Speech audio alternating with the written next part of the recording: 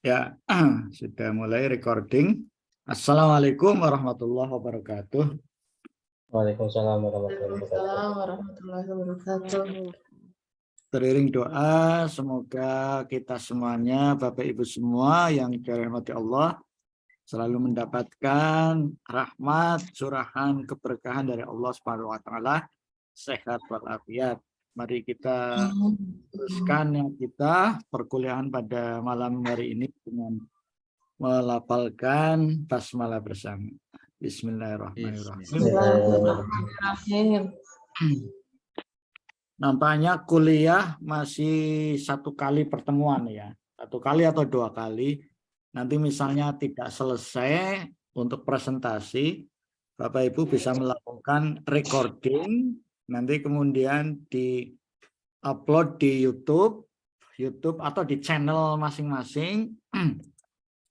Kemudian linknya dikirim ke grup. Nah, seperti yang sudah kita contohkan, saya upload di channel YouTube saya, di channel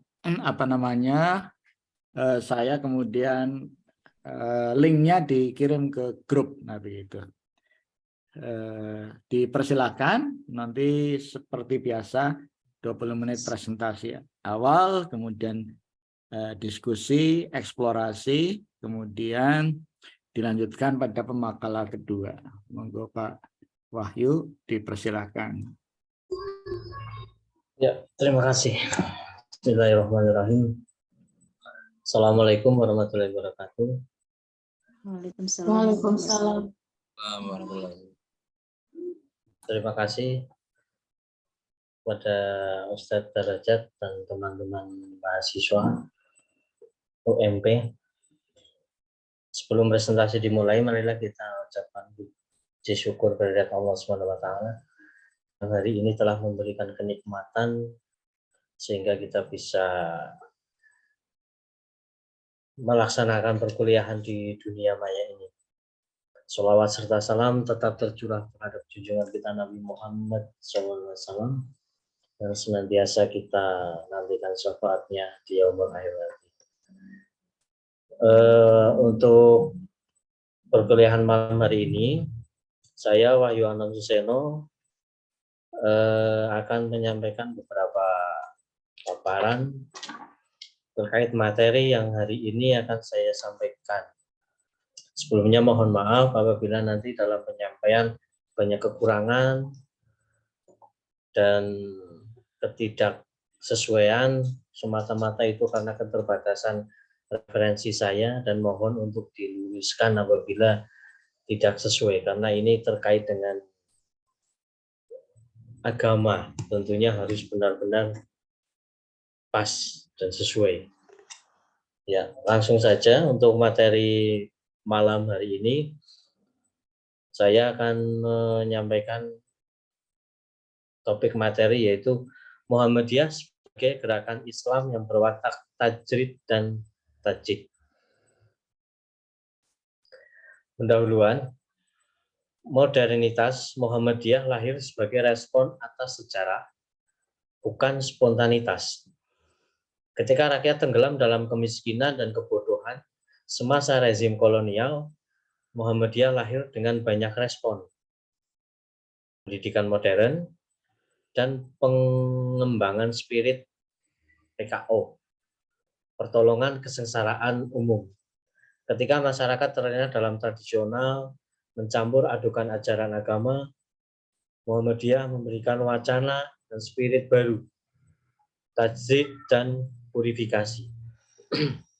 Jadi Muhammadiyah itu memberikan pemahaman kepada masyarakat mengenai agama yang benar, karena saat itu masyarakat masih bercampur aduk antara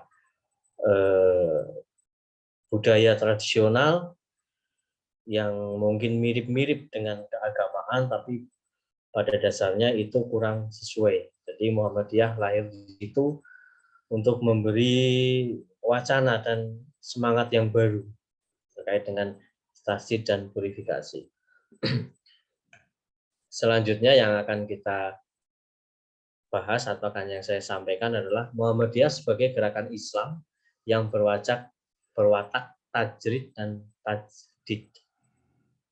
Antaranya apa pengertian tajdid dan tajdid? Bagaimana watak Muhammadiyah sebagai gerakan tajdid dan tajdid? Bagaimana model tajdid dan tajdid Muhammadiyah? Kemudian yang keempat adalah bagaimana model gerakan keagamaan Muhammadiyah. Ya, sebelum ke materi, saya menyampaikan di PowerPoint itu hanya poin-poinnya saja. Karena kalau terlalu banyak, nanti PowerPoint-nya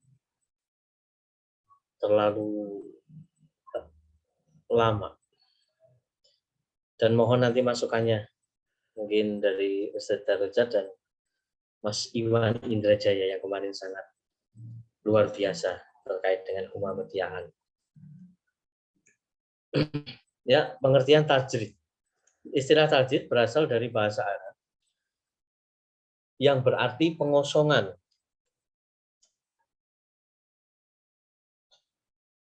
pengungsian, pengupasan, pelepasan atau pengambil alihan.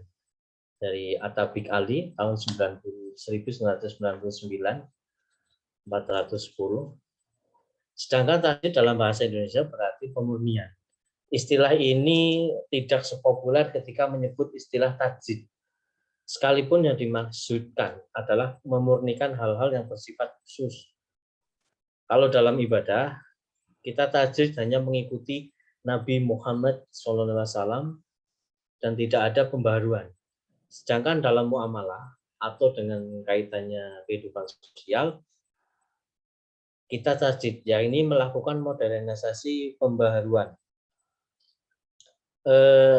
Maksudnya di sini adalah dalam bidang kepercayaan, muatannya menjadi kufarat atau bid'ah. Kufarat kepercayaan dengan pedoman yang sah dari Al-Quran dan Al-Sunnah. Hanya sifatnya mungkin hanya ikut-ikutan nenek moyang. Sedangkan bid'ah munculnya karena ingin memperbanyak ritual, tetapi pengetahuan Islamnya kurang luas. Sehingga yang dilakukan adalah bukan dari ajaran agama Islam. Misalnya ada, mohon maaf ini kalau ada kalimat yang menyinggung atau yang sering kita lakukan. Misalnya selamatan dengan duri dan tahlil dengan menggunakan lafal Islam. Kalau di sini tajdid seperti itu. Jadi karena dulu sebelum Islam masuk itu ada Hindu, jadi masih ada ritual-ritual yang kaitannya dengan Hindu. Karena kita memahami juga Islam masuk tidak serta-merta begitu saja, perlu perjuangan yang luar biasa. Jadi ada beberapa wali yang kita kenal di Jawa itu mengaitkan dengan ajaran-ajaran Hindu, karena kalau sekaligus tanpa adanya cara-cara yang halus, mungkin Islam akan sulit masuk. Nah, hal itu terus berlangsung, turun-temurun menjadi sebuah tradisi. Dan masyarakat itu tidak tahu yang namanya itu adalah ajaran Islam atau bukan. Hanya mengikuti nenek moyang yang terdahulu dan menjadi sebuah istilahnya sebuah tradisi.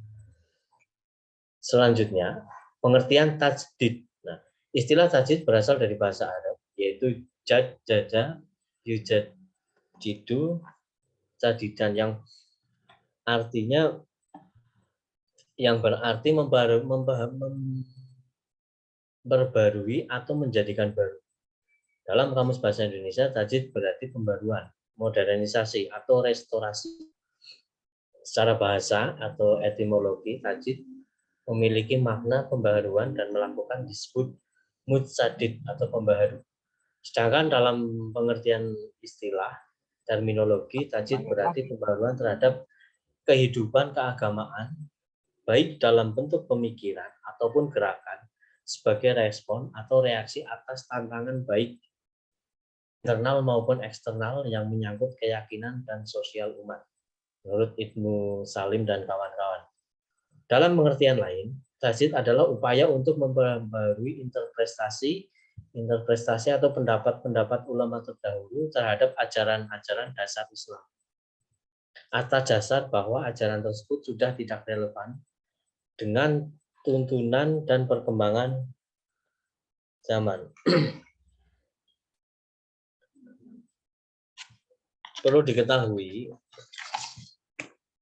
bahwa pembaruan itu tidaklah selamanya berarti memodernkan, akan tetapi juga memurnikan atau membersihkan yang bukan ajaran. Muhammadiyah adalah keagamaan yang bertujuan menegakkan agama Islam di tengah-tengah masyarakat sehingga terwujud masyarakat yang Islam yang sebenar-benarnya. Jadi di tajdid di sini pembaruan bukan berarti harus membaharui atau hal-hal yang baru. Tidak selamanya seperti itu atau modernisasi, tetapi mengembalikan ke Islam yang sebenarnya dengan informasi yang lebih bagus. Islam sebagai agama terakhir tidaklah memisahkan masalah rohani dan persoalan dunia, tetapi mencakup kedua segi, sehingga Islam memancar ke dalam sebagai aspek kehidupan tetaplah merupakan satu kesatuan atau satu keutuhan. Jadi tadi di sini sudah jelas bahwa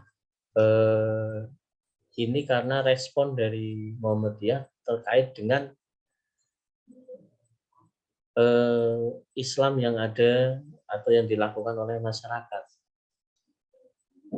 melakukan pembaruan terhadap untuk mengembalikan Islam yang sebenar-benarnya. Watak Muhammadiyah sebagai gerakan tajdid dan tajdid. Dalam Muhammadiyah, kekuatan tajdidnya terletak pada upaya menjaga keseimbangan atau tawazun antara purifikasi dan dinamisasi sesuai dengan bidangnya. Kalau keseimbang ini goyah, maka tajdid menjadi kurang sempurna dan sulit disandingkan dengan perkembangan zaman. Selama ini Muhammadiyah dikenal sebagai gerakan modern yang telah melakukan perubahan dalam kehidupan keagamaan, sosial, budaya, dan politik. Jadi Muhammadiyah itu selalu menjaga keseimbangan antara purifikasi dan dinamisasi terkait dengan bidang-bidangnya. Kita bisa lihat apa yang dilakukan oleh Muhammadiyah terkait dalam kehidupan, entah itu keagamaan, sosial, budaya, dan politik. Selalu berkecimpung di itu. Selanjutnya, bagaimana model tajdid dan tajdid Muhammadiyah? Model tajdid itu konkret dan produktif, yaitu melalui amal usaha yang didirikan. Hasilnya konkret, dapat dirasakan, dimanfaatkan oleh umat Islam, bangsa Indonesia, dan umat manusia di seluruh dunia. Selanjutnya, tajdid Muhammadiyah bersifat terbuka. Muhammadiyah mampu mengantisipasi perubahan dan kemajuan di sekitar kita. Tajdid Muhammadiyah sangat fungsional dan selaras dengan cita-cita Muhammadiyah untuk menjadi Islam itu sebagai agama yang berkemajuan. Juga Islam yang berkebajikan yang senantiasa hadir sebagai pemecah masalah-masalah atau problem solving, termasuk masalah kesehatan, pendidikan, dan masalah sosial ekonomi.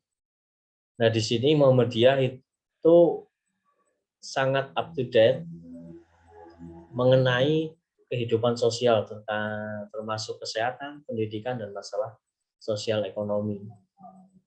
Tidak hanya bergerak di bidang rohani saja atau keagamaan mutlak, tetapi di sosial juga Muhammadiyah melakukan model tajdid yang itu. Nah, model tajdid dibagi dalam 3 bidang. Yang pertama, bidang keagamaan. Pembaruan dalam bidang keagamaan adalah memurnikan kembali atau mengembalikan kepada aslinya. Oleh karena itu, dalam pelaksanaan agama, baik yang menyangkut akidah ataupun ibadah harus sesuai dengan aslinya, yang sebagaimana diperintahkan dalam Al-Quran dan As-Sunnah. Nah, dalam keagamaan Muhammadiyah berusaha dan berjuang untuk memurnikan kembali Islam yang sesuai dengan Al-Quran dan Sunnah. Karena kita saksikan dan kita sadari banyak sekali orang-orang yang mengikuti agama atau aliran tertentu dengan berkedok sebuah agama, terutama Islam, tetapi mereka hanya mengikuti atau hanya ikut-ikutan. Nah, itu yang sangat disayangkan. Jadi di sini Muhammadiyah itu ingin mengembalikan ibadah yang sesuai dengan aslinya. Kemudian bidang pendidikan mempelopori dan menyelenggarakan sejumlah pembaharuan dan inovasi yang lebih nyata. Bagi Muhammadiyah, pendidikan memiliki arti yang penting dalam menyebarkan ajaran Islam. Karena melalui bidang pendidikan, pemahaman tentang Islam dapat diwariskan dan ditanamkan dari generasi ke generasi. Ini sesuai waktu berdirinya Muhammadiyah itu oleh Kiai Haji Ahmad Dahlan. Beliau melakukan pembaruan melalui bidang pendidikan. Jadi diawali dengan masuk ke dalam dunia pendidikan. Jadi mereka di masyarakat tidak hanya mendapatkan pendidikan saja, tetapi ilmu agamanya juga dapat. Karena pendidikan itu adalah strategis sekali untuk menyebarkan agama. Dan di dunia modern sekarang berkembang, banyak sekali pendidikan-pendidikan yang dilakukan oleh Muhammadiyah, terutama termasuk oleh Universitas Muhammadiyah Wokerto, itu juga dalam dunia pendidikan. Dan banyak juga sekolah-sekolah yang didirikan oleh Muhammadiyah itu karena Muhammadiyah itu sangat memperhatikan di dunia pendidikan. Itu nyata sekali dan dirasakan oleh masyarakat. Selanjutnya, pada bidang sosial masyarakat, Muhammadiyah merintis bidang sosial kemasyarakatan dengan mendirikan seperti rumah sakit, poliklinik, panti asuhan, rumah singgah, panti jompo, pusat kegiatan belajar masyarakat atau PKBM, posyandu lansia yang dikelola melalui amal usahanya dan bukan secara individual sebagaimana dilakukan orang pada umumnya. Usaha pembaruan yang bidang sosial kemasyarakatan ditandai dengan didirikannya Pertolongan Kesengsaraan Umum PKO pada tahun 1923 waktu itu. Perhatian terhadap kesengsaraan orang lain merupakan kewajiban orang Muslim.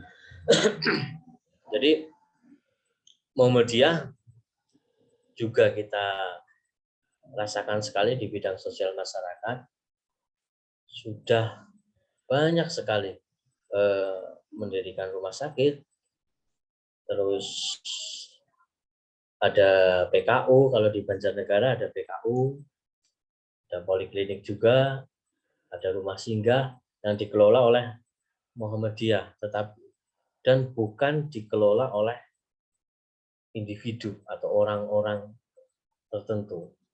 Ini karena Muhammadiyah juga melakukan pembaruan, terus update di bidang sosial masyarakat terkait isu-isu yang sangat terbaru. Model-model tajdid Muhammadiyah dalam bidang kepercayaan dan ibadah, muatannya menjadi kufarat dan bid'ah, itu yang tadi saya jelaskan. Kufarat adalah kepercayaan tanpa pedoman yang sah dari Al-Quran, Al-Sunnah. Sedangkan bid'ah biasanya muncul karena ingin memperbanyak ritual, tetapi pengetahuan Islam kurang luas, sehingga yang dilakukan adalah bukan dari ajaran Islam. Nah, untuk terkait dengan kufarat, kita mungkin sudah bisa menebak, yaitu kepercayaan tanpa pedoman yang sah dari Al-Quran dan Al-Sunnah. Tapi sekarang sangat banyak sekali yang selalu diperdebatkan, dan ini memerlukan ilmu atau pendalaman atau materi tentang agama yang sangat-sangat mendalam, yaitu kaitannya dengan bid'ah.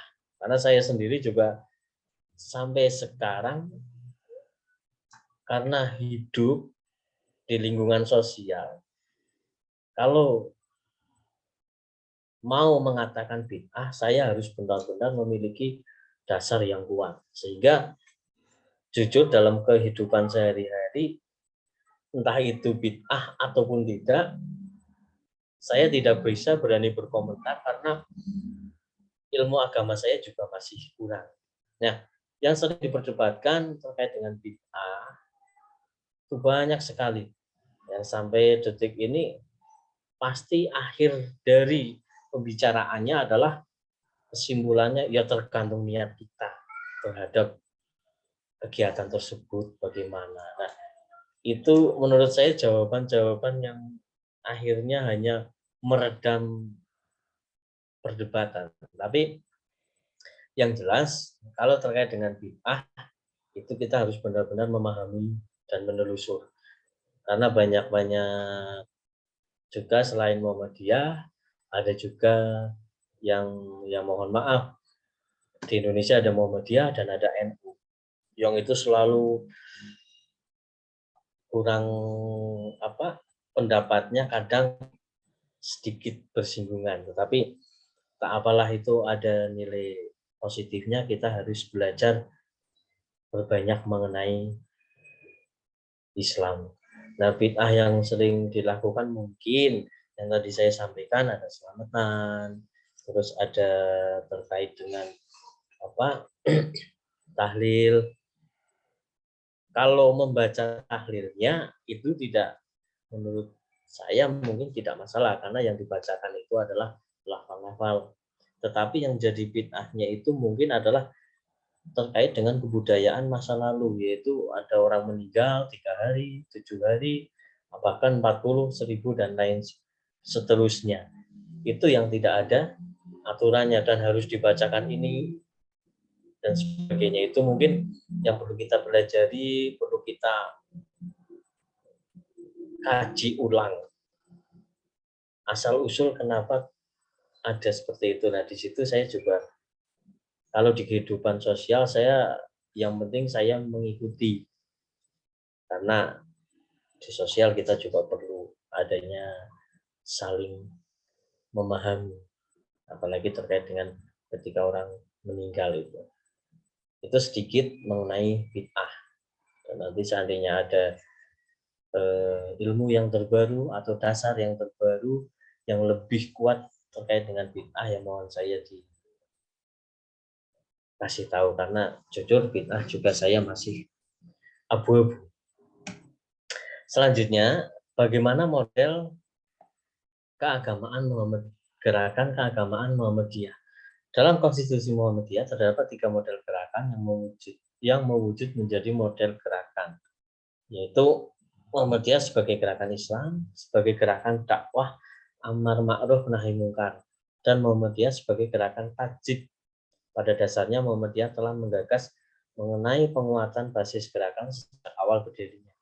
Bahkan dalam muktamar pada tahun 1970-an telah diputuskan untuk menggalang jamaah dan dakwah jamaah atau GJDC.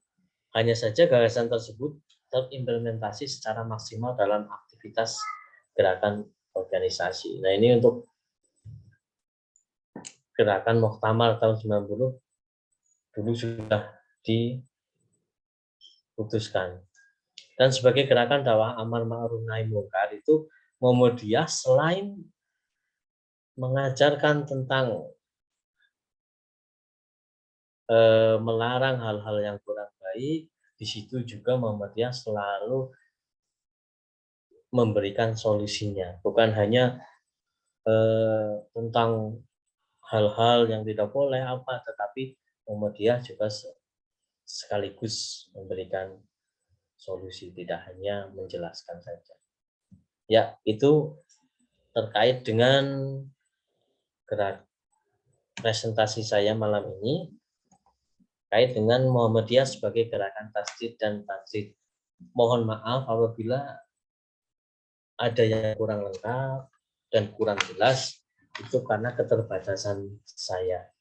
Selanjutnya saya kembalikan ke Darujat.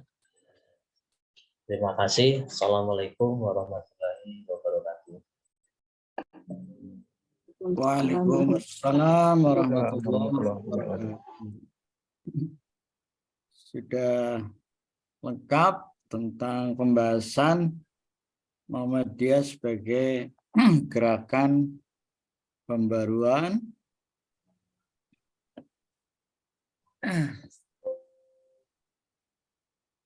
Di buku ini cukup lengkap juga ya. Ini bukunya Pak Mukti Ali ya. Pak Mukti Ali itu mantan Menteri Agama. Jargonnya dulu ada agree in disagreement. Setuju di dalam perbedaan. Jadi dengan ada 3 ajaran yang disampaikan oleh Pak Mukti Ali karena beliau ahli perbandingan agama ya. Yang pertama setuju dalam perbedaan sehingga kemudian ada namanya harmonisasi yaitu di dalam intern umat beragama. Nah, jadi tadi kita sepakat berbeda ya. Berbeda pemahaman antara satu dengan yang lain ya. Jadi berbeda boleh. Kalau aspeknya fikih itu yang disebut dengan namanya persoalan furu' cabang ya. Tapi kalau berbeda di dalam persoalan usuluddin ya, itu yang nanti mengantarkan kepada muslim dan non muslim itu adalah usuluddin gitu ya. Usuluddin. Kemudian namanya harmonisasi tadi intern ya, antar umat beragama. Nah, itu antar umat. Jadi agree and disagreement. Sehingga kemudian ya kita sepakat juga di dalam intern umat beragama baik intern maupun ekstern itu juga berbeda. Nah, yang ketiga adalah antar umat beragama dengan negara. Nah, kalau di buku ini menarik ya, ini kajiannya komprehensif. Salah satunya tadi sudah disampaikan tentang Muhammadiyah itu disebut sebagai gerakan tajrid dan tajdid, itu 2 sisi ya, seperti sayap kiri dan sayap kanan tadi sudah disampaikan sangat bagus. Dua-duanya menjadi dinamisasi dan kemajuan, jargonnya kan apa namanya berkemajuan begitu ya, berkemajuan. Yang disebut tadi sudah disampaikan, nama lainnya adalah Muhammadiyah sebagai gerakan multifaset.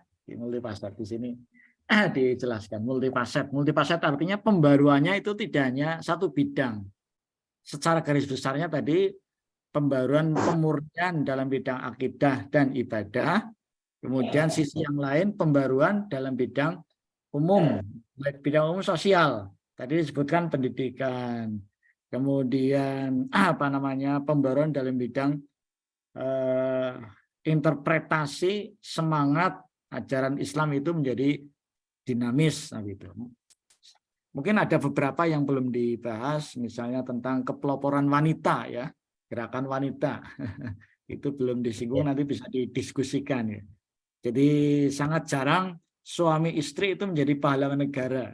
Jadi Ahmad Dahlan menjadi pahlawan negara, kemudian istrinya juga pahlawan negara karena kontribusinya terhadap apa namanya pembaruan bidang gerakan wanita. Nah, gitu. Ini mungkin yang perlu didiskusikan sisi wanitanya ya. Mungkin sebagai tambahan nanti karena di sini banyak ibu-ibu bisa nanti ditanyakan. Kemudian yang kedua tadi disinggung tentang apa namanya pemurnian. Saya sudah memberikan satu buku yang cukup, bukunya disebut dengan buku induk untuk pembahasan yang ini ya. Sudah nampak ya.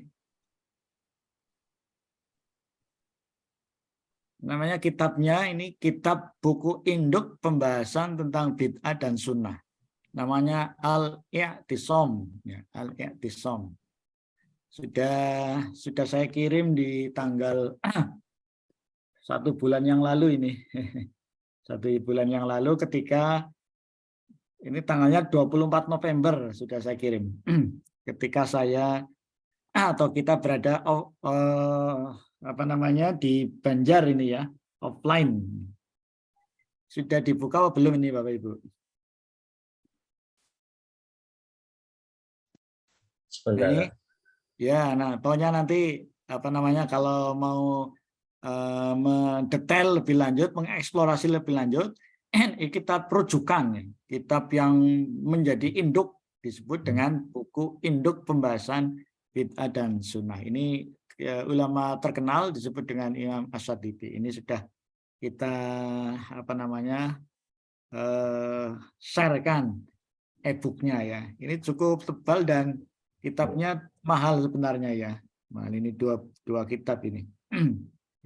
Ya, moga dipersilahkan.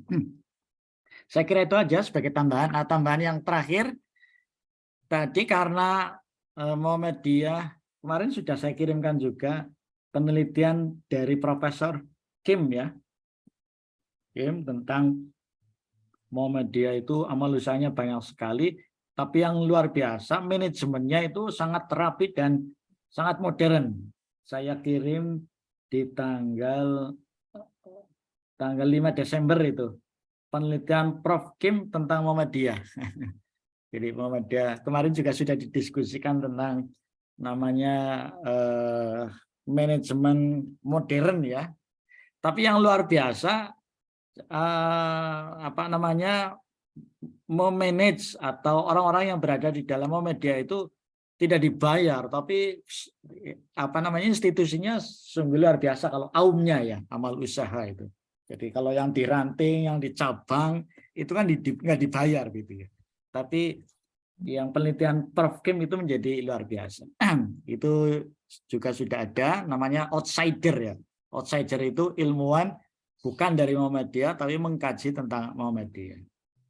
Kemudian yang terakhir saya izin ini karena beberapa pembahasan juga apa namanya terkait, saya share screen ya. Ini pembahasannya menarik ya. Ini sesepuh NU di daerah Demak, karena Muhammadiyah dikenal sebagai terpercaya di dalam pengelolaan wakaf, maka sesepuh NU ini sudah terlihat ya. Terlihat. Ini mewakafkan ke Muhammadiyah, ini agak apa namanya kontradiktif ya.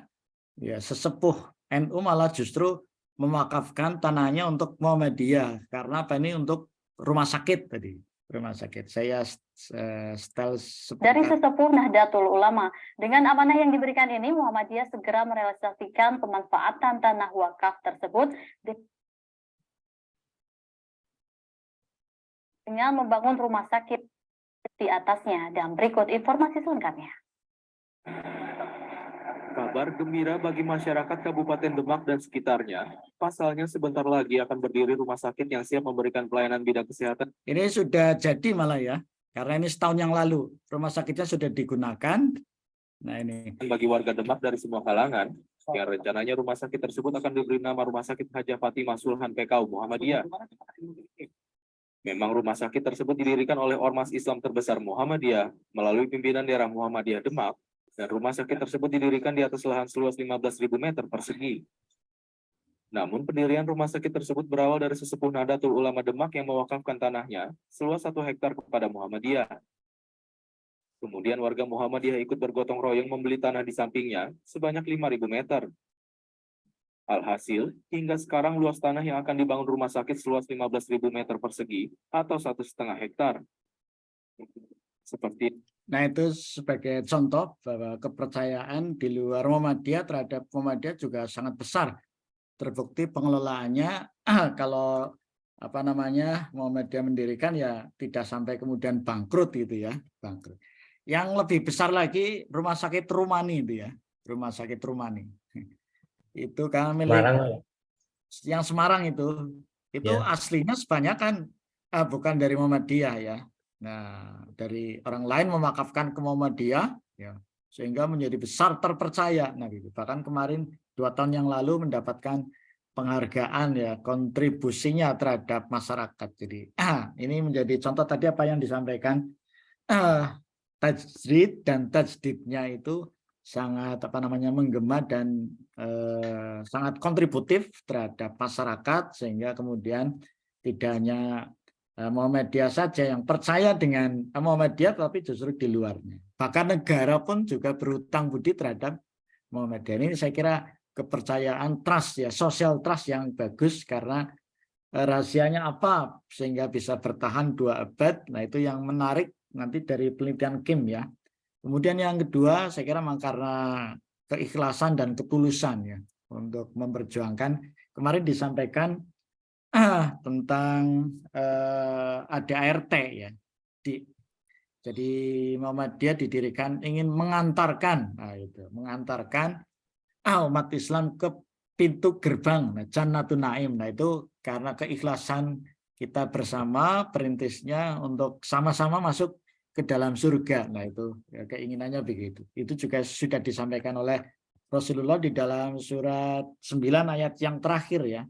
Laqad ja'akum rasulun min anfusikum azizun alaihi ma anittum harisun alaikum bil mu'minina raufur rahim. Nah, itu sifat dasar dari Nabi kan kecintaan kepada umatnya sehingga umatnya itu bisa masuk ke dalam surga bersama-sama. Ini yang diteladankan oleh gerakan Muhammadiyah ya, maju bersama kemudian masuk surga bersama-sama. Saya kira itu sebagai mungkin karena ini hal yang penting kaitannya dengan distingsi ya, ciri Muhammadiyah adalah tajrid dan tajdid. Saya kira begitu. Ada pertanyaan? Monggo bisa disampaikan. Saya stop. Kalau belum bisa nanti disampaikan berikutnya untuk pertanyaannya ya. Pertanyaannya nanti sambil jalan di chat boleh ya, di chat monggo presenter kedua bisa disampaikan.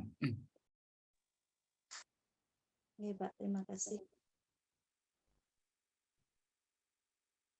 Pertanyaan sambil jalan bisa dikirim di chat ya. Di chat nanti chatnya di sini. Silakan ditulis.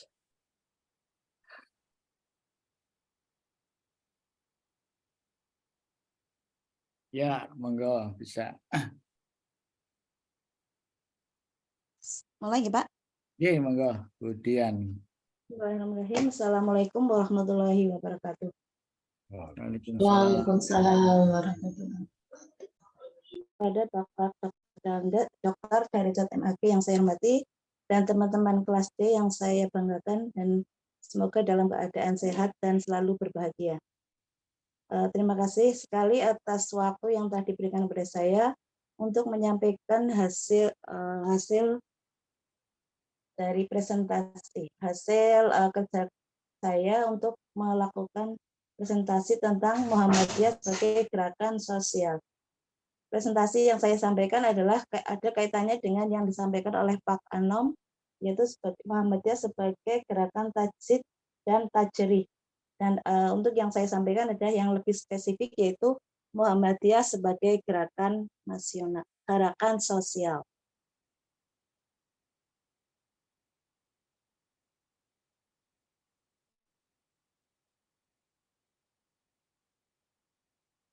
Latar belakang. Muhammadiyah adalah gerakan dakwah yang tidak hanya menyerukan amar ma'ruf nahi mungkar, tetapi juga mencakup 3 hal, yaitu liberasi, humanisasi, dan transendensi.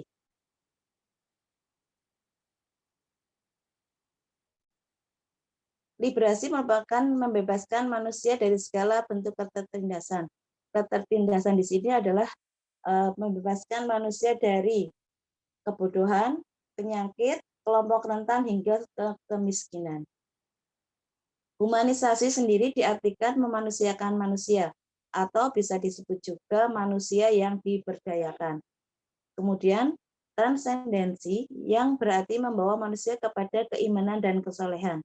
Sebagai gerakan tajrih dan tajdid, Muhammadiyah memiliki banyak kiprah di berbagai macam bidang, mulai dari akidah, ibadah, pendidikan, kesehatan, hingga pelayanan sosial.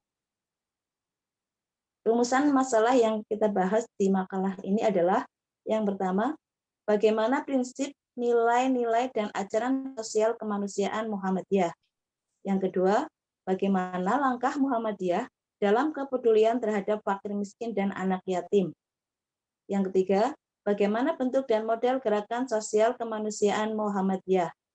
Kemudian selanjutnya, langkah apa yang harus ditempuh dalam revitalisasi gerakan sosial Muhammadiyah. Nilai-nilai dan ajaran sosial kemanusiaan dalam perspektif Muhammadiyah yang digunakan adalah fikih al-ma'un. Yang pertama adalah nilai kemanusiaan. Abdul Munir Mulkan tahun 2010 halaman 43 mengatakan inti visi kemanusiaan agama-agama adalah cinta kasih. Berangkat dari gagasan mulia ini, lahirlah berbagai rumah sakit, rumah bersalin, sekolah mulai dari taman kanak-kanak sampai perguruan tinggi, dari diploma sampai doktoran, panti asuhan, yatim piatu, rumah miskin, dan kepanduan. Ajaran sosial kemanusiaan dalam Muhammadiyah. Islam menetapkan dua pola hubungan yang permanen dalam kehidupan beragama, yaitu hubungan dengan Allah Subhanahu wa Ta'ala yang lazim disebut hablum minallah dan hubungan dengan sesama manusia atau yang biasa disebut dengan hablum minanas.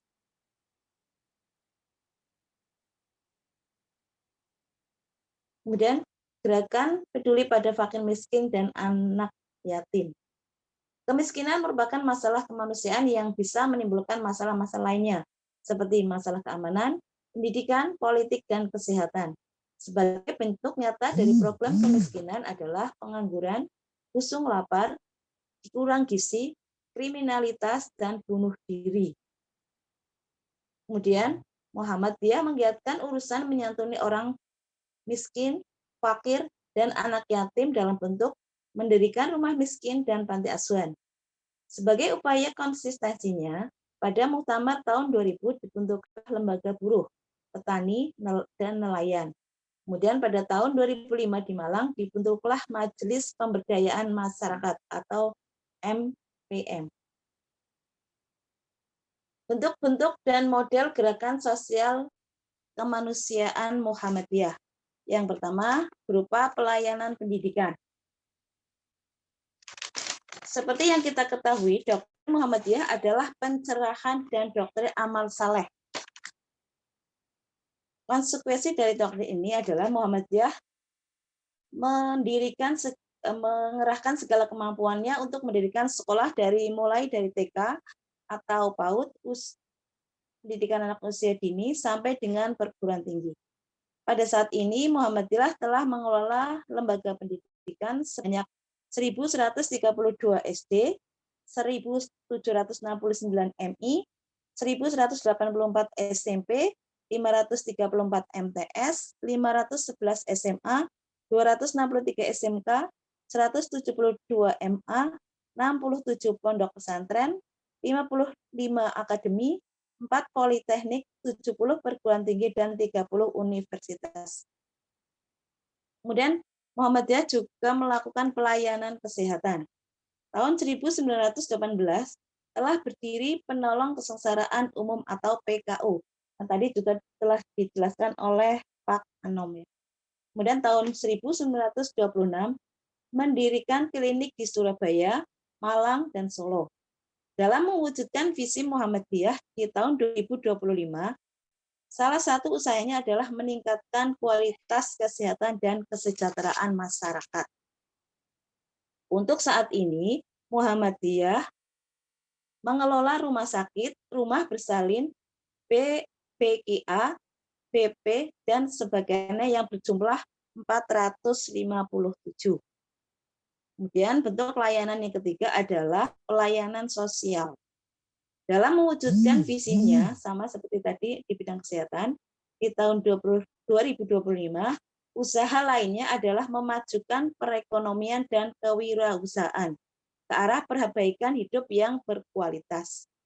Amal usaha dalam bidang kesejahteraan atau kesehatan meliputi pembinaan anak yatim dan fakir miskin, pembinaan daerah kumuh, daerah tertinggal, anak jalanan, pekerja anak, rumah sakit, rumah bersalin, balai kesehatan, pemberdayaan masyarakat, pendampingan usaha masyarakat, dan tani dan nelayan. Majelis-majelis yang terkait dengan urusan sosial adalah Majelis Pelayanan Sosial, Majelis Ekonomi dan Kewirausahaan, Majelis Pemberdayaan Masyarakat. Kemudian lembaga-lembaga yang terkait di bidang ini adalah Lembaga Penanganan Bencana dan Lembaga Zakat, Infak, dan Sedekah.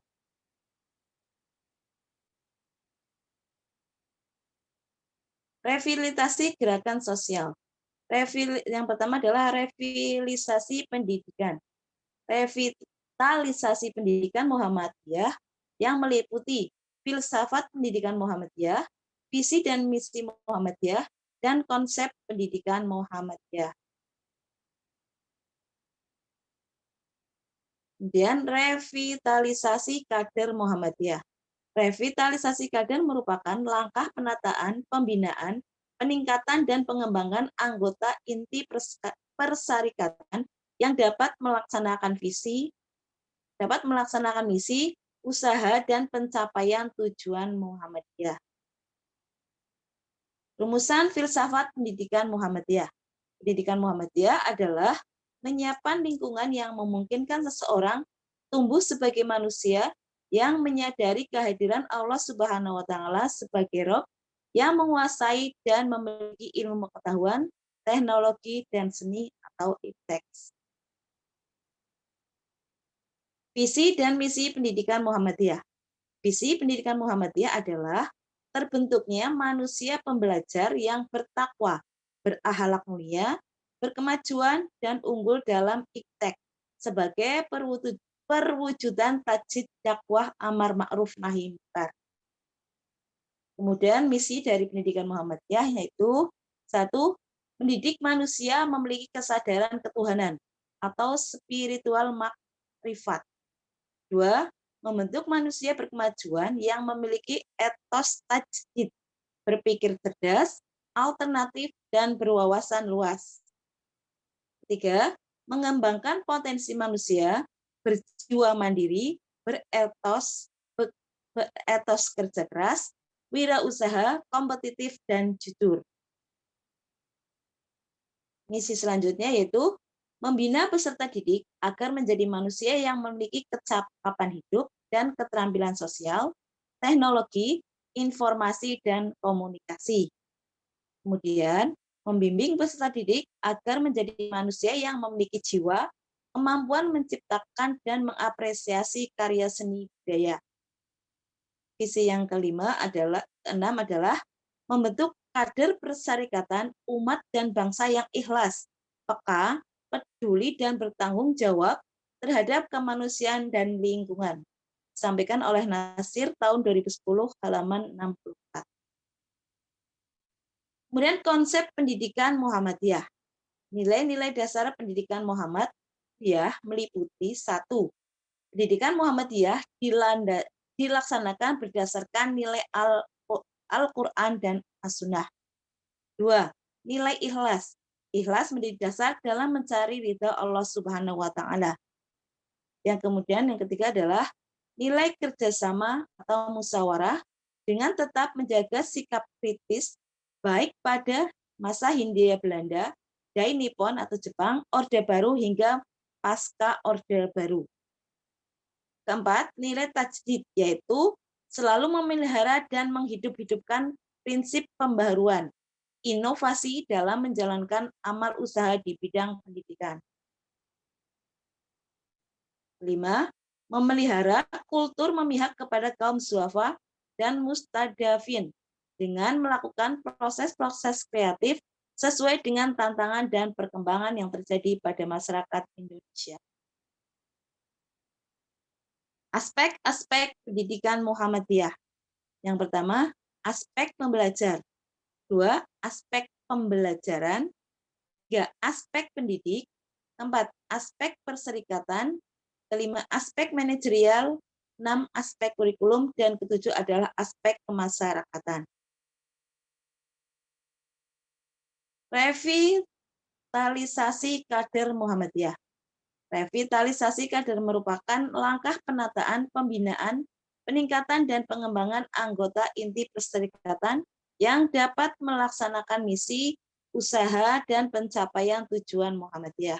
Sedangkan tujuan revitalisasi ialah berkembangnya jumlah kualitas kader Muhammadiyah yang berperan aktif dalam perserikatan umat bangsa dan kemanusiaan universal sebagai perwujudan pelaku dakwah dan tajdid. Terakhir, kesimpulannya adalah dalam masalah sosial, Muhammadiyah mengambil surat Al-Ma'un dan mengaplikasikannya di dalam kehidupan manusia. Hal inilah yang tak mengherankan Muhammadiyah begitu gencar dan begitu banyak memiliki amal usaha, mulai di bidang pendidikan, ekonomi, kesehatan, dan masih banyak lagi yang lainnya. Sementara itu, Muhammadiyah sebagai gerakan dakwah Islam juga tengah melakukan upaya revitalisasi sehingga bisa berubah dan berkembang menjadi lebih baik dan lebih maju dari kondisi yang sebelumnya. Muhammadiyah mencoba melakukan revitalisasi di seluruh lini dalam segala bidang dengan penguatan seluruh aspek gerakan dan menggerakkan segenap potensi Muhammadiyah dalam menjalankan amanah pertama. Demikian tadi presentasi yang bisa saya sampaikan.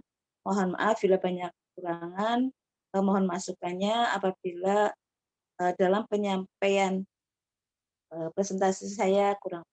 Saya akhiri, bila taufiq wal hidayah. Wassalamualaikum warahmatullahi wabarakatuh.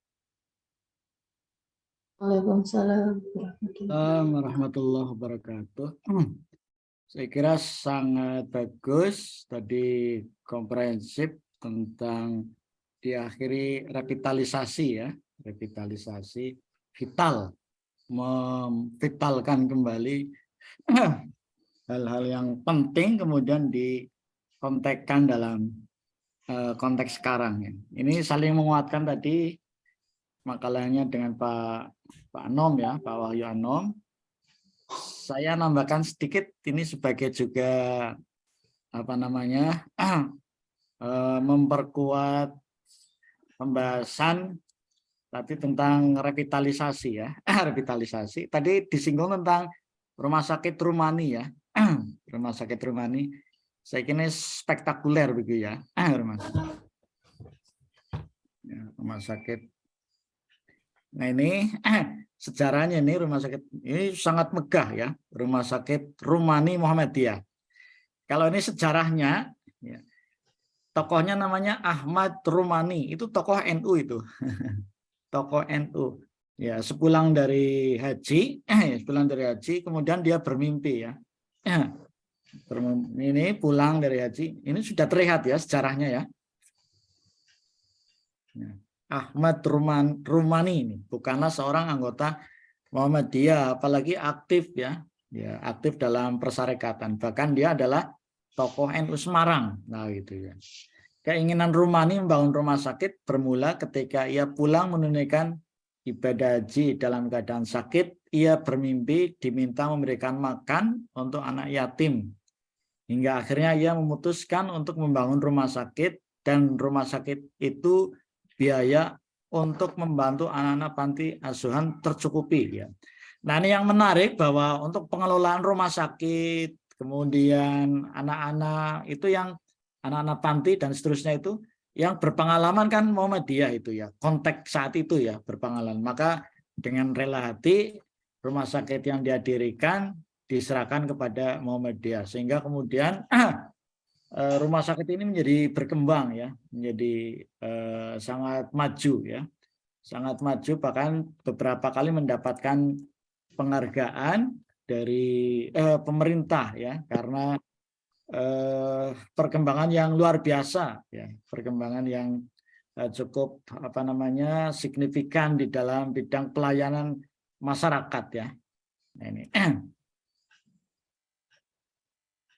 Rumah Sakit Kota Semarang tentu menjadi kabar bahagia.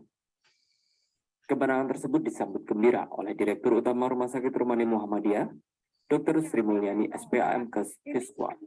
Nih, Rumani kok bisa nomor 1 juara, besok ditantang lagi. Untuk itu, monggo dipersilakan untuk dipersilakan dengan baik dengan latihan dan seterusnya. Ini kemarin bahkan dapat penghargaan dari PP Muhammadiyah. Rumani tadi yang sangat monumental ya. Jadi karena ini didirikan oleh tokoh NU, tetapi kemudian dengan rela hati berkolaborasi dengan Muhammadiyah, karena Muhammadiyah sangat terpercaya dalam manajemennya, dalam pengelolaannya, bahkan amanah ya, bahkan amanah. Saya kira itu sebagai pelengkap tadi revitalisasi. Silakan bisa didiskusikan untuk beberapa. Saya kira sudah ada penanya. Monggo Berno. Oke, Nusewu Pak, tadi kan disampaikan Rumah Sakit Rumani didirikan oleh tokoh NU kemudian dipercayakan kepada Muhammadiyah. Dan sebenarnya apa sih perbedaan yang mendasar antara NU dan Muhammadiyah? Karena saya orang Muhammadiyah, tapi saya hidup di lingkungan NU, begitu loh Pak. Sebenarnya bagaimana sih? Bagaimana NU, bagaimana Muhammadiyah, dan bagaimana saya harus bersikap atau harus mengkombin atau harus bagaimana? Begitu Pak. Terima kasih. Nanti bisa ke makalah 1, 2, kemudian nanti bisa di-share juga apa namanya dari jawaban teman-teman semua. Bahkan apa namanya tadi tentang apa Muhammadiyah sebagai gerakan Dzul Wujuh ya, atau di buku yang ini dikenal sebagai multifaset ya. Apa yang diperjuangkan didirikan Muhammadiyah adalah untuk negara ya, bukan apa namanya khusus untuk warga ya. Kontribusinya bahkan warga Muhammadiyah kan sedikit ya. Jadi kalau kita petakan di UMP rata-rata perguruan tinggi Muhammadiyah didirikan oleh Muhammadiyah ya, warga Muhammadiyah hanya 20%, yang lainnya ya umum. Bahkan ini kalendernya sekarang ada kalender baru itu. Kalender baru Muhammadiyah kebanjiran juga dari agama lain masuk ya, agama lain. Sehingga kalender yang baru itu ada foto profilnya mahasiswi tidak berjilbab begitu. Banyak juga yang protes, kenapa kok yang tidak berjilbab masuk ke situ gitu. Itu ternyata orang Hindu itu ya, orang Hindu. Bahkan banyak juga yang dari keuskupan apa namanya Purwokerto menyekolahkan juga di UMP begitu ya. Ya banyak, terutama untuk yang farmasi, kemudian psikologi itu dari umat lain. Kalau dipetakan lagi secara organisatoris ya, ya banyak dari warga NU ya. Jadi Muhammadiyahnya sedikit jumlahnya gitu. Yang Muhammadiyah sedikit, yang lain itu banyak. Apalagi kalau di apa namanya Indonesia Timur, yang bagian timur itu Muhammadiyah jumlahnya sedikit, yang banyak itu yang Katolik dan Protestan gitu. Itu nanti mungkin bisa untuk ditambahkan sebagai apa namanya bukti kontribusi Muhammadiyah, bukan untuk Muhammadiyah tetapi tadi untuk pengantarnya kemarin oleh Pak Iwan bersama-sama untuk umat ijabah ya, dan umat dakwah ya, masyarakat yang berkemajuan bersama, terciptanya umat Muslim atau sebenar-benarnya masyarakat yang sebenar-benarnya. Tanya Pak. Baik, ya satu pertanyaan nanti dijawab oleh Bu Dian sama Pak Wahyu. Oke, untuk Pak Wahyu Anom ini Pak. Oke. Untuk khusus. Oke. Setelah tadi saya menyimak tentang Muhammadiyah dalam gerakan tajdid dan tajrid, itu bagaimanakah cara Muhammadiyah dalam mempertahankan gerakan tajdid dan tajrid itu di era globalisasi sekarang ini? Sekarang ini kan ya banyak apa caranya ya faktor-faktor positif dan faktor-faktor negatif yang sekarang negara kita yang sedang dihadapinya. Nah, bagaimana cara mempertahankan cara-cara Muhammadiyah dalam mempertahankan gerakan tersebut? Saya kira sangat bagus. Tadi ada kata kuncinya revitalisasi. Nah, itu revitalisasi. Nanti bisa digabung ya. Satu lagi yang dari Putra, bapak-bapak. Jadi ibu-ibu semua ya. Saya kemarin mengirimkan namanya outsider lagi, pengamat Muhammadiyah dari Amerika. Saya kirimkan yang ini mungkin kemarin saya baru mengirimkan tapi belum sempat digali. Tapi ini ada kaitannya dengan makalah hari ini ya. Dua pemakalah hari ini. Judulnya sudah saya share di grup ya. Saya tag kembali. Silakan sambil menunggu. Ada pertanyaan lebih lanjut? Iya Pak, mewakili Bapak-Bapak Pak. Oh, iya.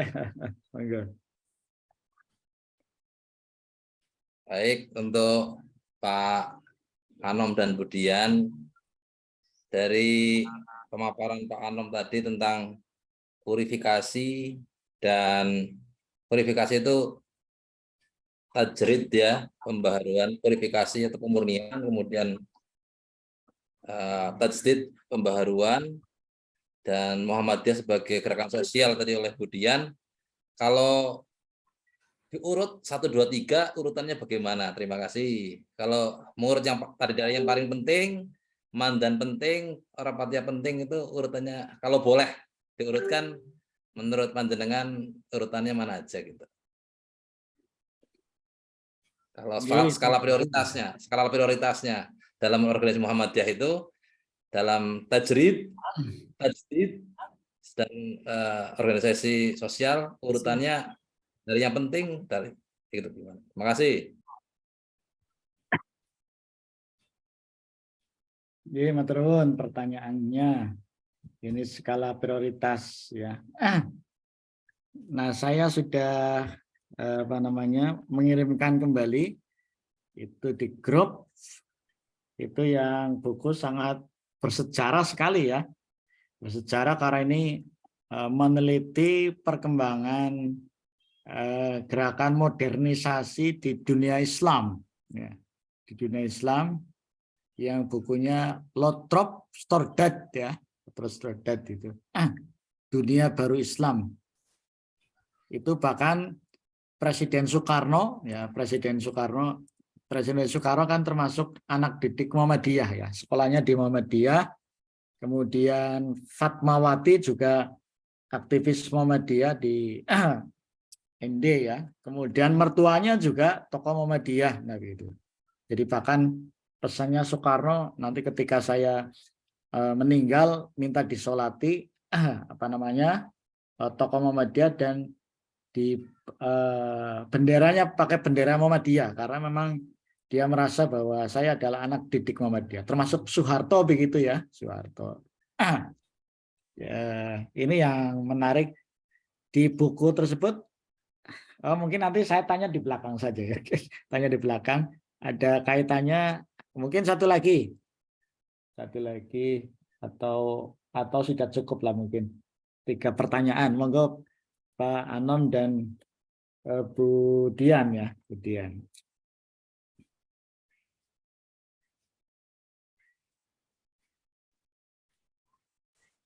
Ya, terima kasih.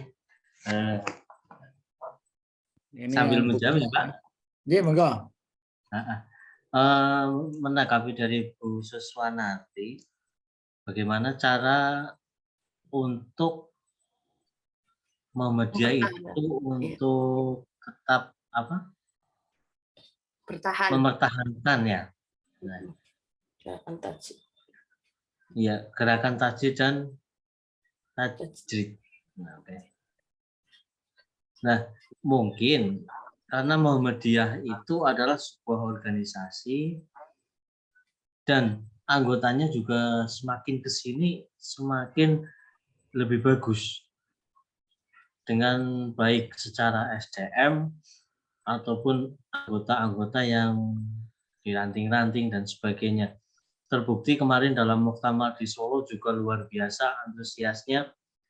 Nah, mungkin dengan hal seperti itu untuk mempertahankan tasdid dan tasdidnya, kita harus selalu update dengan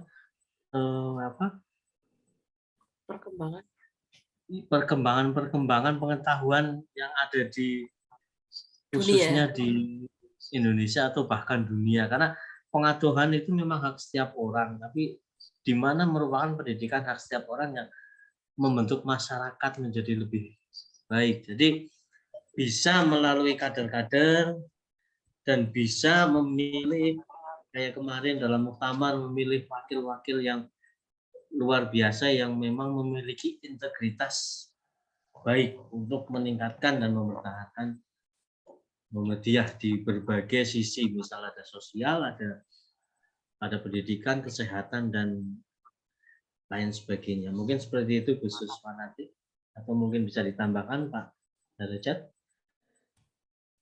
Dari teman-teman, boleh. Sedikit menambahkan, Derajat.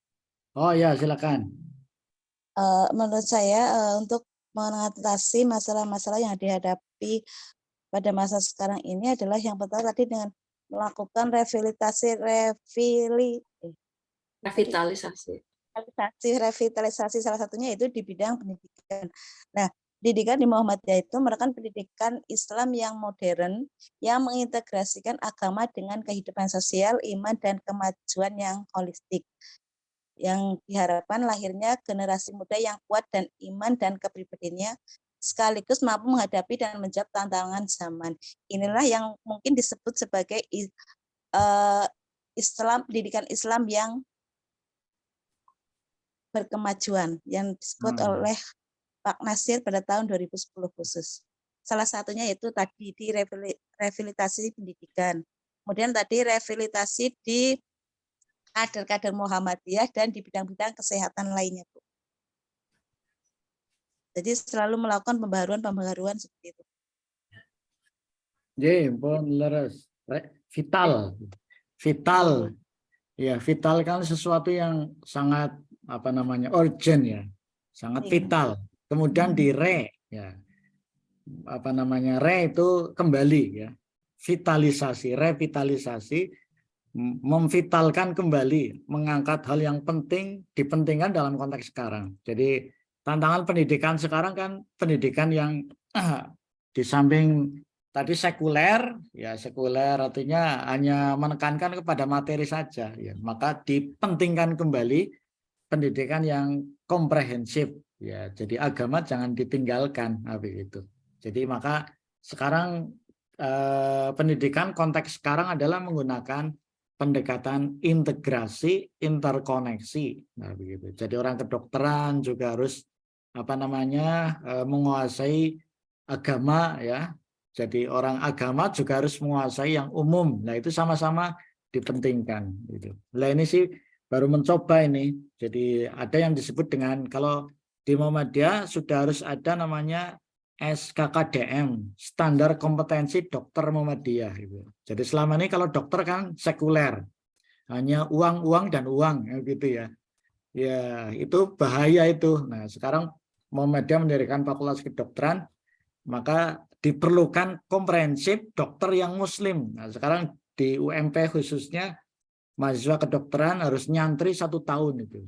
Jadi di belakang UMP kan mungkin perlu jalan-jalan, nanti di belakang ada namanya Edu Park ya, Edu Park. Di Edu Park itu ada asrama unggulan. Ada sekitar kapasitas 300. Yang 200 diisi wajib mahasiswa fakultas kedokteran. Jadi setahun pertama mahasiswa kedokteran harus diasramakan. Jadi bisa ngimami, kemudian bisa khutbah, hafalan Qur'annya itu 1 juz tapi ya baru 1 juz. Jadi ketemu dokter yang Muslim saja sudah sembuh ya gitu. Apalagi sudah ditangani, itu harapannya begitu, menyembuhkan jasmani dan rohani, tidak hanya uang begitu ya. Nah itu kembali kepada tadi semangatnya adalah untuk memajukan dunia sekaligus mengantarkan ke depan pintu gerbang Jannatun Naim. Nah itu jadi standarnya. Iya standarnya sudah bagus ya, ada SKKDM, standar kompetensi dokter Muhammadiyah itu. Jadi bahkan ada yang dokter mahasiswa kedokteran itu ada yang hafid ya, ada yang hafid dan hafidhoh itu. Jadi kalau di UMY ya sudah banyak, artinya karena memang kapasitasnya kelasnya banyak sehingga bisa memberikan beasiswa untuk hafid dan hafidhoh. Kalau di UMP masih terbatas. Tapi yang luar biasa tadi ya hirohnya ya kita pertahankan. Itu revitalisasi. Kemudian revitalisasi dalam problem sekarang ini ada yang disebut dengan human trafficking. Apa niki human trafficking? Ini bidang kerjanya Aisyah ini. Jadi perdagangan manusia. Nah itu. Jadi ada stunting misalnya ya, ada morbabilitas dan mortalitas gitu ya. Jadi kematian ibu dan anak kan masih tinggi itu ya. Nah itu peran revitalisasi kembali. Kalau dalam ayat-ayat Al-Quran itu banyak bahwa wanita itu cermin ya. Dalam bahasa Arabnya cermin adalah mir'ah ya. Al-mar'atu kal mir'ah. Nah gitu ya. Al-mar'atu imadul bilad. Wanita adalah tiangnya negara. Jadi kalau wanitanya jelek, maka negaranya akan hancur. Ya, maka ini sangat dipentingkan. Maka ada gerakan namanya Aisyah. Nah, gitu. Apa yang dilakukan oleh Aisyah itu adalah mencerdaskan wanita agar namanya setara, agar wanita itu cerdas. Bagaimana jadinya kalau wanita tidak cerdas? Karena dia akan melahirkan, kalau bahasa Arabnya ibu adalah ibu yang baik akan melahirkan umat. Nah, masyarakat yang cerdas. Ya, maka jadi di Muhammadiyah sangat ditekankan wanita harus terdidik ya, well educated gitu. Ya, gitu. Kemudian wanita yang cerdas yang baik akan melahirkan menjadi imam, menjadi imam, wanita pemimpin. Jadi pemimpin yang baik dilahirkan dari wanita yang baik. Kemudian wanita yang baik, karena wanita adalah cerminan ya. Mir'ah, al-mar'ah, kal mir'ah ya. Wanita adalah cermin. Maka wanita yang baik nanti akan melahirkan menjadi imamah, kepemimpinan yang baik, masyarakat yang baik. Nah, itu revital bagaimana sekarang kondisi masyarakat sekarang. Wah, itu wanita sekarang ada gerakan namanya, untung saja kemarin ditolak ya. Ditolak pernikahan sejenis, apalagi ini LGBT itu sudah transnegara itu ya. Ini kita tolak gitu ya. Jadi sudah bosan dengan berbeda pasangan. Pasangannya jadi apa namanya seperti itulah itu. Kan yang sedang itu Piala Dunia kan sedang oleh orang kaum LGBT itu kan sedang digalakkan supaya iya betul. Itu, Pak, iya. maksudnya kan. Ya, itu revitalisasi itu masuk juga itu karena itu sudah globalisasi ya. Bagaimana menghadapinya? Lah ini revital. Maka wanitanya harus cerdas, harus terdidik ya, harus terdidik. Bahkan ketua MDMC itu ada yang tahu MDMC ketuanya siapa ini? Ketua MDMC pusat itu Bu Rahmawati Hussein ya. Itu pendekar MDMC itu. Iya, jadi bahkan sudah diakui dunia ya, peran MDMC terhadap penanganan bencana itu sudah sangat cepat gitu ya, sangat masif gitu, luar biasa gitu. Nah itu juga kaitannya dengan revitalisasi. Jadi bagaimana kalau kitanya bahkan daerah-daerah yang terlarang ya, kalau kita kan tidak bisa masuk ke Palestina, di lazisme sekarang sudah bisa itu, lazisme peran. Bahkan sekarang negara itu ya membatasi pergerakan pengumpul dana. Nah gitu. Jadi Muhammadiyah sudah terpercaya bahkan menjadi pengumpul dana terbaik nasional itu. Bahkan termasuk pengumpul dana internasional sudah diakui lazismunya ya, terpercaya kemudian bagus ya. Nah itu lazismu. Itu juga termasuk yang revitalisasi ya, revitalisasi. Kemarin kalau muktamar banyak kisah yang menarik ya. Kisah yang menarik, saya kira kaitannya juga dengan revitalisasi. Bukunya sudah saya kirim juga tentang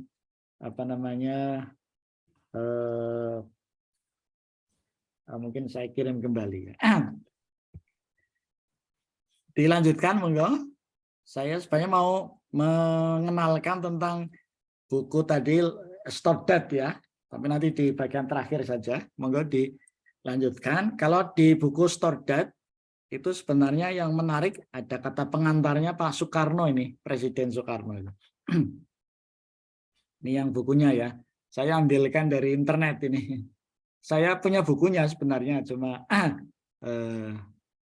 buku itu lagi masih tertumpuk sehingga mencarinya agak lama. Yang ini bukunya ini L. Stordad ya, Stordad. Kemudian kata pengantarnya ini Presiden Republik Indonesia ini, Pak Soekarno ya, Pak Soekarno. Syukur alhamdulillah atas anjuran saya.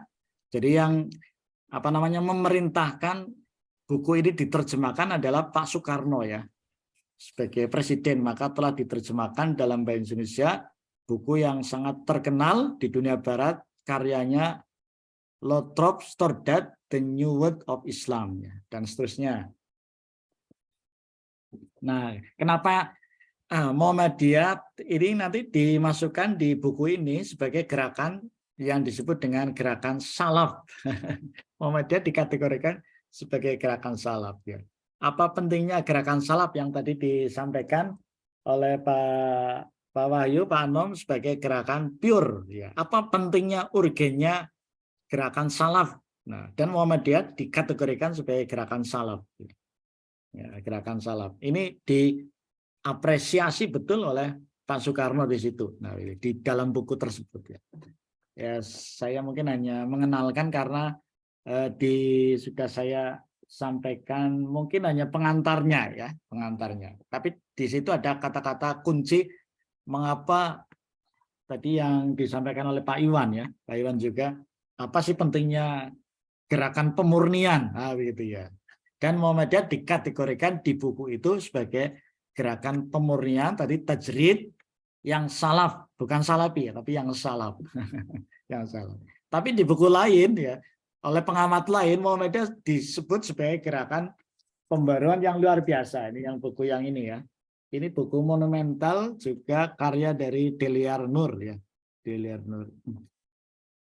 Nah, yang buku Deliar Nur ini karya yang sangat spektakuler ya. Membidik tentang gerakan modern Islam dan peranannya gerakan modern Islam, terutama ini paling banyak adalah Muhammadiyah ya, Deliar Nur ini. Jadi kajian yang sangat mendalam tahun 1900 sampai 42 ya. Sebelum Indonesia merdeka, gerakan Muhammadiyah sangat sangat masif ya, sangat spektakuler gitu. Mungkin itu sebagai mungkin pembuka, mempertajam eksplorasi saja. Dipersilakan untuk pertanyaan kedua ya. Dari Budian, barangkali ada jawaban? Oke, Pak, saya akan berusaha menjawab pertanyaan kedua yang dari Pak Indra. Manakah yang lebih penting antara pemurnian, pembaharuan, ataukah gerakan sosial lebih dulu? Kalau menurut saya, seperti ajaran Islam yang tadi saya sampaikan, bahwa Islam itu menerapkan dua hubungan, yaitu hablum minallah dan hablum minanas. Jadi ketika prinsip itu, pembaharuan, pemurnian, dan gerakan sosial itu harus dijalankan dengan seiring sejalan, Pak. Tidak ada yang penting lebih dulu. Misalnya kita mementingkan pemurnian dulu, tetapi kita mengesampingkan yang tindakan-tindakan sosial tadi. Kita fokus hanya memurnikan agama, tetapi kita membiarkan misalnya kemiskinan, terus masalah-masalah sosial di sekitar kita. Itu rasanya tidak etis juga, Pak ya. Misalnya kita hanya mementingkan hanya memurnikan agama, tetapi banyak sekali tetangga kita misalnya yang kelaparan atau kebutuhan, itu menurut saya tidak baik. Juga ketika kita hanya fokus kepada pembaharuan, tetapi tidak melakukan pemurnian.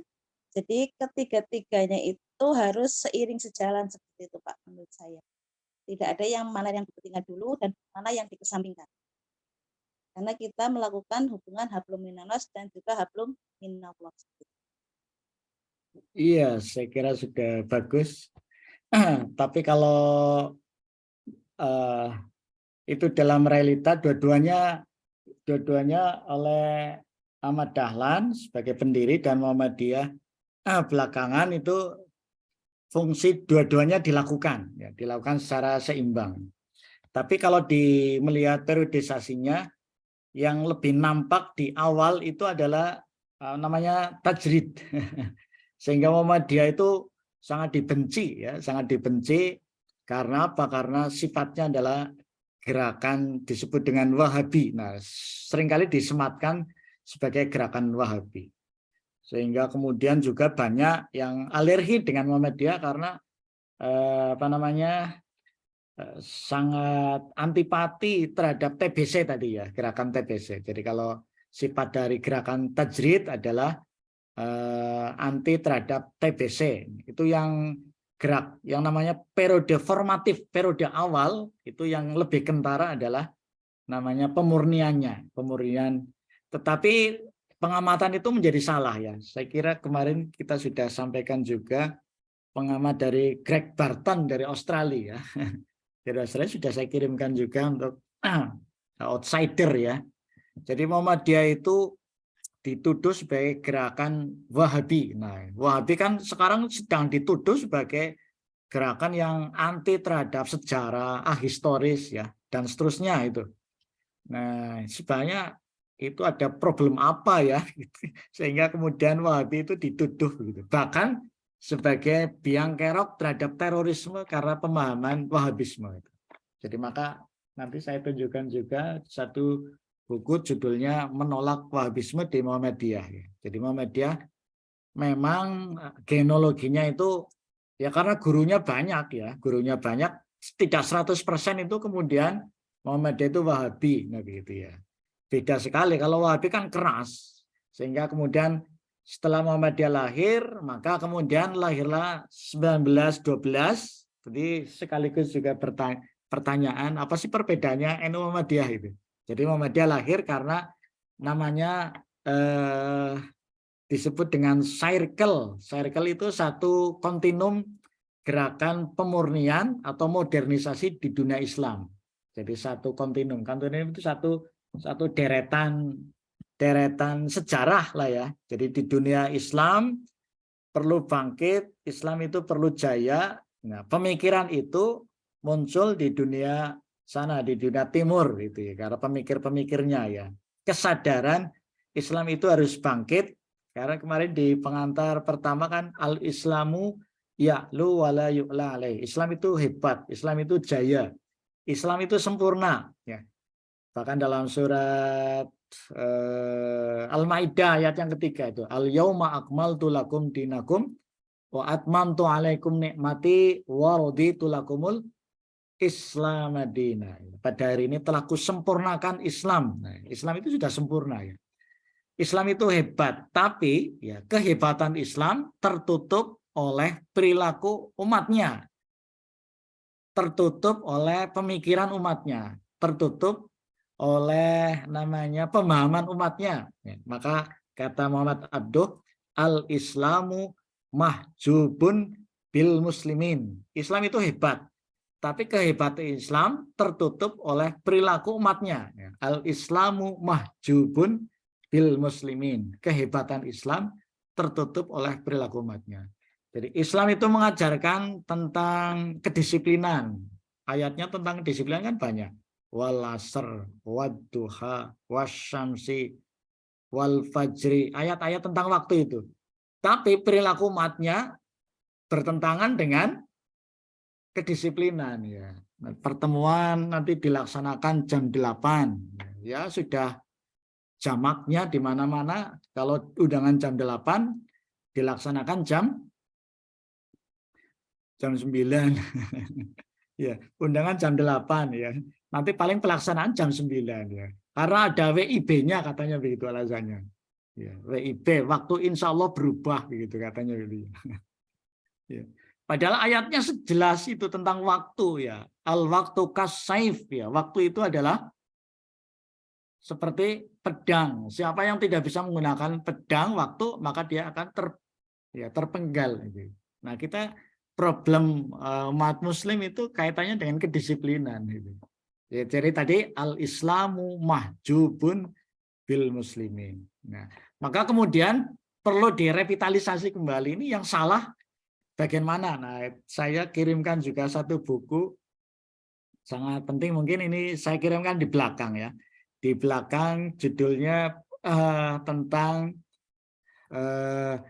limadza ta'akhkharal muslimun wa taqaddam ghairuhum. Nah, ini. Kenapa umat Islam mundur dan umat yang lain itu menjadi maju? Nah, ini menjadi maju. Ini buku yang sangat spektakuler ya, sangat bagus sekali begitu. Nanti saya kirimkan di belakang. Jawabannya karena kenapa Barat maju? Jawabannya karena mereka meninggalkan ajaran agamanya. Kenapa umat Islam mundur? Karena umat Islam juga meninggalkan ajaran agamanya. Sama-sama meninggalkan, tapi implikasinya berbeda. Kalau umat Islam Islam itu watak dasar Islam adalah maju, hebat, disiplin. Tapi karena umat Islam meninggalkan ajaran agamanya, sehingga jadi mundur. Limadza ta'akhkharul muslimun wa taqaddam ghairuhum. Nah sekarang Barat. Kenapa Barat itu menjadi maju? Karena meninggalkan ajaran agamanya. Jadi ajaran agama Barat kan namanya Katolik ya. Katolik itu adalah dogma, lebih banyak dogma, tidak ada rasionalitasnya. Jadi kalau dalam ajaran Islam adalah agama yang sangat menekankan kepada rasionalitas. Jadi menggunakan akal, menggunakan akal. Maka dalam agama ad-dinu huwal aql. Islam itu adalah agama akal. La dina liman la aqlallah. Tidak beragama jika orang tidak memiliki akal. Jadi kalau ada orang kok membunuh, ini lagi rame juga ya, di Magelang itu ada orang membuang kotoran di masjid, kemudian membuang kotoran wanita di masjid, kemudian diobrak-abrik dan seterusnya. Itu sudah 3 kali itu. Ternyata setelah ditangkap dia gila. Kalau sudah gila ya bebas.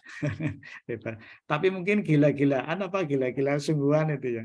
Biasanya kalau bisa terlepas dari hukum positif maupun hukum agama kan orang pura-pura gila begitu ya. Nah, itu menjadi dasar bahwa orang yang tidak punya akal maka tidak disebut beragama.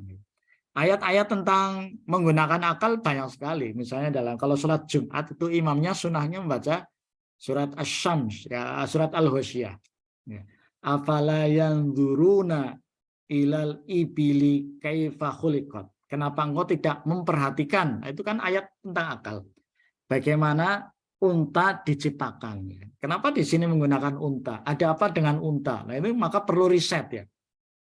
Kemudian afala yanzuruna ilal ibili kaifa khuliqat wa ilas samai kaifa rufi'at. Kenapa kita tidak memperhatikan bagaimana langit ditinggikan? Nah, termasuk hari ini kita menggunakan teknologi yang ada di langit. Namanya apa ini? Pakai zoom ini ya. Pakai zoom ini. Ini yang menguasai langit adalah orang Barat ya. Jadi di Barat itu dogma, tidak boleh ditanya. Nah, kalau sudah yang namanya 3, ya Tuhan itu 3. 3 itu 1. Nah, masa 3 sama dengan 1? Tidak boleh ditanya karena dogma. Jadi karena tidak puas dengan seperti itu, akhirnya mereka meninggalkan ajaran dogma menuju ajaran kemerdekaan. Maka disebut dengan kata René Descartes sebagai cogito ergo sum. Aku berpikir maka aku ada. Nah, revolusinya sangat luar biasa. Mereka kemudian menjadi orang-orang yang suka bertanya begitu. Riset. Iqra, ayat suratnya turun ke umat Islam, tapi yang mempraktekkan adalah umat lain. Sehingga nanti saya kirimkan bukunya ya. Bukunya tebal, cuma mungkin harus pakai aplikasi ya. Aplikasi untuk daftar kalau tidak salah ya. Aplikasinya untuk membaca merunut sejarah. Nah, sehingga tadi apa yang disampaikan oleh Muhammadiyah sebanyak satu dentuman denyut agar umat Islam menjadi bangkit kembali, itu yang dilakukan oleh Muhammadiyah. Ya. Gerakannya sangat salah ketika disamakan dengan Wahabi. Kalau Wahabi kan tadi anti terhadap sejarah, ya. Makam dihancurkan, sehingga kemudian lahirlah tahun 1926 NU itu lahir, diantaranya karena ada gerakan pemurnian. Karena semangatnya pembaruan di Timur Tengah kebablasan, maka NU lahir, sehingga menjadi ada namanya protes ya. Itu makam Nabi bahkan banyak yang mau akan dihancurkan ya. Maka NU protes, kemudian lahir gerakan NU ya, protes terhadap gerakan pemurnian. Ya mungkin karena waktu yang membatasi kita sesungguhnya mungkin menarik untuk didiskusikan lebih jauh, tapi karena waktunya ya, mungkin saya hanya mengirimkan beberapa buku yang mungkin bisa dieksplorasi lebih lanjut. Terima kasih atas presentasi dan diskusinya, karena waktu juga yang membatasi kita. Teriring doa semoga Bapak Ibu semuanya, kita semuanya dalam keadaan sehat walafiat, bahagia selalu, mendapatkan curahan rahmat dan kasih sayang dari Allah Subhanahu wa taala. Amin. Ada yang perlu disampaikan? Ada Pak, UASnya nanti bagaimana Pak? UASnya pakai on class. On class seperti Soalnya kemarin. jauh hari sebelumnya apa gimana Pak? Iya, sesuai jadwal. Nanti saya kirim, kemudian Dulu ya. waktunya mepet kok Pak. Iya. Nggak cukup, kita kan menunda Pak. Ini ini membaca tag, nanti silakan ya seperti di diskusi ini. Nanti saya kirim tagnya, kemudian dinilai. Nah gitu, menilai. Nggak ada yang hafalan. Nanti mungkin bacaan lah ya, bacaan silakan dikritisi, silakan dinilai. Nah begitu. Penilaiannya bebas, penilaiannya bebas. Mungkin sesuai dengan interpretasi masing-masing gitu ya Pak? Iya, masing-masing interpretasi ya, mungkin kesan sendiri boleh. Tidak ada yang salah, betul wong itu penilaian gitu. Ya, ada lagi? Sudah Pak, cukup. Mungkin yang kurang memang yang presentasi yang belum selesai, nanti direkam sendiri, kemudian di-upload di channel YouTube Bapak Ibu, nanti linknya dikirim ke grup. Nah, linknya begitu. Bagi yang sudah presentasi berarti tidak buat itu. Tidak buat, ya, tidak buat. Sudah saya buatkan recordingnya. Ya. Oh, oke, terima kasih. Tapi kalau yang belum ya membuat sendiri, mungkin 20 menit lah. 20 menit Bapak Ibu saya kira sudah bisa melakukan recording, bisa menggunakan Canva, bisa menggunakan recording yang gratis ya. Mungkin kalau unlimited ya boleh menggunakan Zoom meeting gitu ya. Zoom meeting kan unlimited, mau berapa jam, tapi kelamaan lah 20 menit saja begitu. Kalau butuh nanti Zoom meeting boleh japri ke saya, nanti Bapak Ibu bisa melakukan recording gitu. Kalau pakai Windows terbaru sih sebenarnya Bapak Ibu bisa langsung recording di PPT langsung gitu. Jadi Windows yang laptop baru biasanya nanti tinggal diklik di PPT-nya, ada fasilitas di sebelah kanan recording, nah, itu bisa ya, recording. Saya kira Bapak Ibu sudah biasa melakukan recording untuk pembelajaran gitu. Terima kasih, kita akhiri dan baca hamdalah bersama. Alhamdulillahirabbil alamin. Assalamualaikum warahmatullahi wabarakatuh. Waalaikumsalam warahmatullahi wabarakatuh. Kalau belum presensi ada kesulitan bisa di japri ke saya. Berdiri.